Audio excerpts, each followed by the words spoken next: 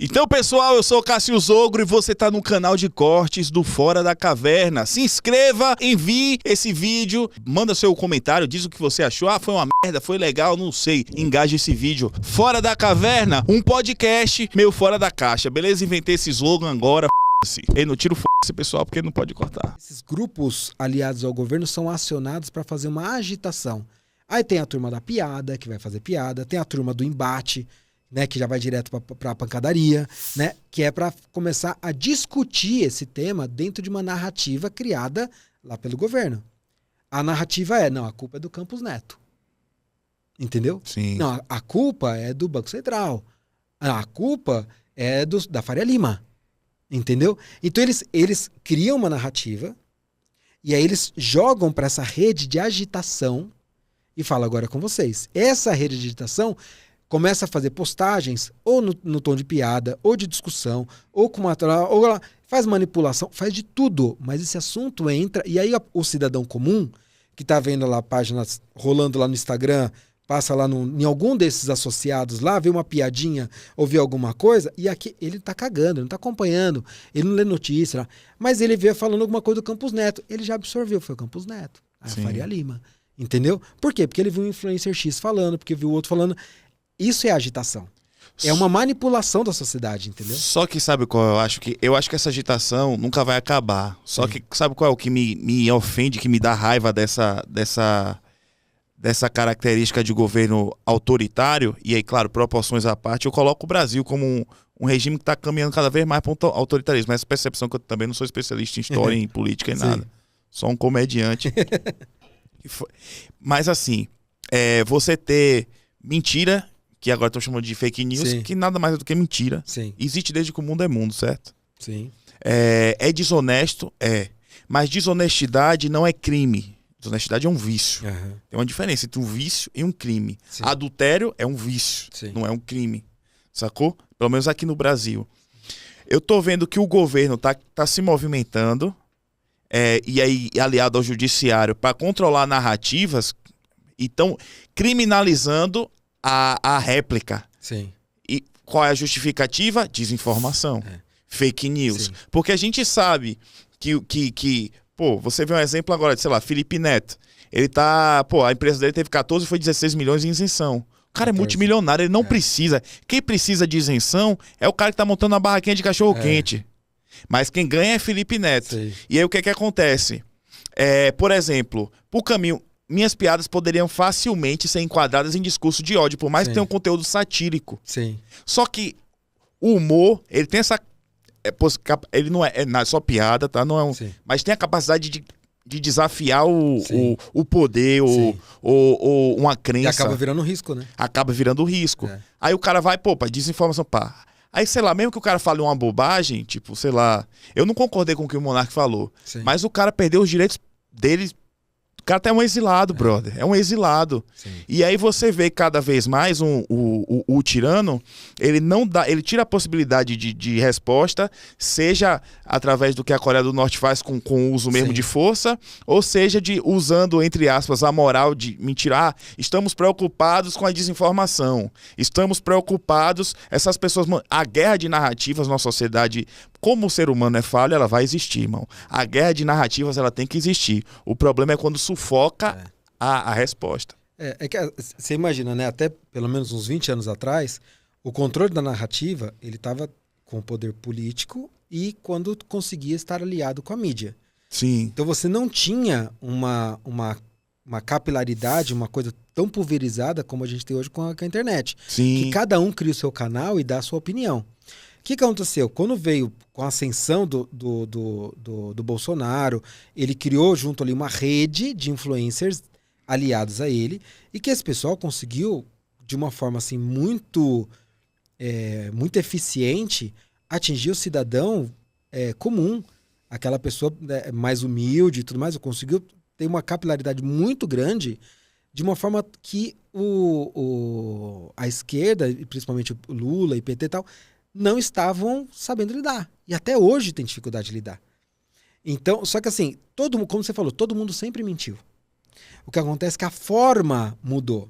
Hoje é uma forma, mas o seguinte, você não tá vendo exatamente lá na Globo, ou você não tá vendo em um telejornal, alguma coisa assim, algum outro tipo de jornal.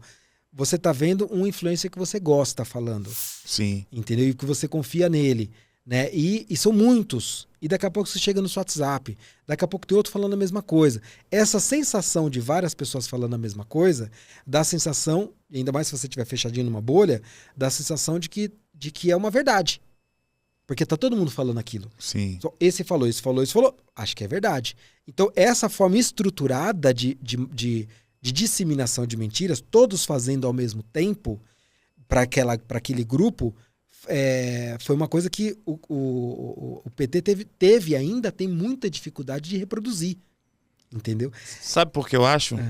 Porque eu acho que a esquerda tá mais elitizada. Sim. Hoje, na minha visão, quem é o grande porta-voz... Tá totalmente desconectada. Qual é o grande porta-voz das narrativas do governo? A Globo, por exemplo. Uhum. Antes era coisa de velho maluco, mas você abre a Globo News, você olha aquela Daniela Lima, você vê que não é uma pessoa comprometida com jornalismo. Não, você vê que é uma militante.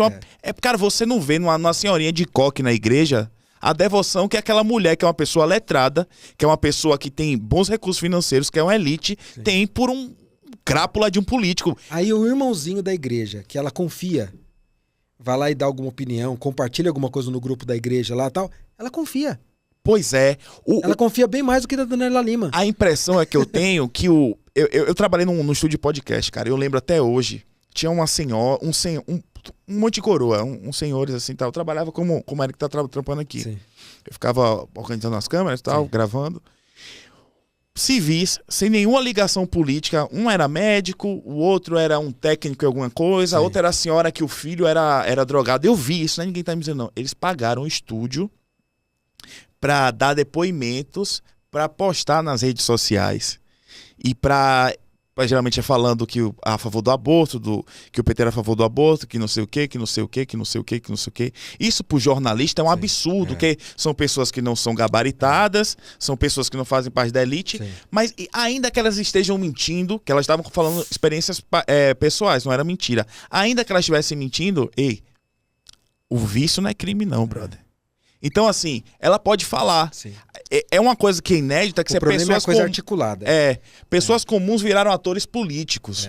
Entendeu? E eu acho que, sim, nesse sentido, a direita ela é muito menos elitizada. Sim. O Bolsonaro, não vou nem chamar de direita, o bolsonarismo, sim, é muito menos elitizado do que o petismo, que ainda precisa de Gil, Caetano, que é o porteiro, cara, ele não se conecta com Caetano, com o Gil dizendo, cruzando as pernas. Com o irmão dele da igreja lá, exato, o bispo, alguma coisa assim, com ele que se conecta. Né? Agora, o que eu acho que é o problema, como você falou, mentir todo mundo mente. O problema é quando isso é feito de uma forma organizada, articulada, para dar uma sensação para as pessoas que consomem esse tipo de conteúdo de que essa é uma realidade porque está todo mundo falando sobre ela. Entendeu? Então, a estratégia é muito semelhante com aquele de agitação que eu falei. Sim. Governo que pega um grupo de pessoas para poder disseminar. É a mesma coisa. Você tem grupos de WhatsApp desses grandes influências de direita, por exemplo, que eles jogam a pauta. Vamos falar sobre isso. E do nada tá todo mundo falando a mesma coisa. Entendeu? É uma coisa organizada, articulada. Né? Então, quando a coisa é feita para manipular, eu acho que é mais perigoso. Agora, dar pro Estado o poder de controlar isso, eu acho mais perigoso ainda. Eu também. Entendeu? Também. Então, a gente tem um BO grande para resolver. É. Porque, assim, você tem muita gente sendo manipulada. Muita gente sendo enganada por um grupo político ou pelo outro. Porque agora ele consegue falar direto com você no seu celular de uma forma assim muito rápida, muito fácil. Sim. Então as pessoas elas são naturalmente manipuláveis, principalmente por uma questão de pertencimento. Ela quer fazer parte daquele grupo, ela é acolhida naquele grupo, aquele grupo faz sentido para ela. Tem uma série de coisas que estão ali que ela acredita. Entendeu? Então o que vem de informação ali, ela absorve com uma facilidade, assim, nem questiona. Então elas estão muito vulneráveis para um grupo e para outro grupo a serem manipuladas. E isso, para mim, é o que eu mais odeio nesses dois grupos extremos. Entendeu? Que é eles usarem de pessoas simples para manipular, para ter vantagem com o voto, para ter vantagem com cargo, para ter vantagem com... Entendeu? Eles usam pessoas, que a esmagadora maioria do povo brasileiro é uma pessoa humilde e simples. Sim. Entendeu? E elas são facilmente manipuláveis.